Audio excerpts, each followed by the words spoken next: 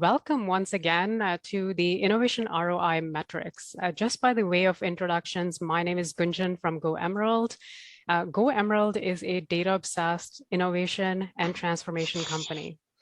And over the last 15 years, I've personally delivered transformations and innovations for about 27 clients in 9 different industries. With a high focus on ROI, obviously, and that's, as everybody knows, consultant speak. So essentially what that means is I solve complex problems, impactful problems for clients in such a way that the results are measurable, visible, and repeatable, right?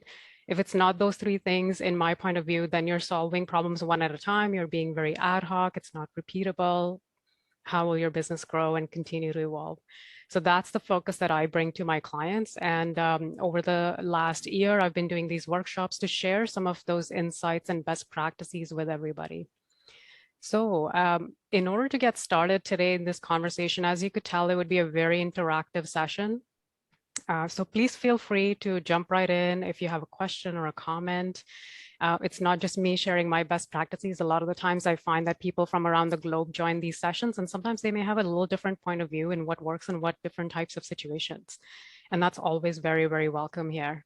To get us started, I put 3 questions on the slide there. As you could see, what is innovation ROI? How to define metrics that measure that innovation ROI?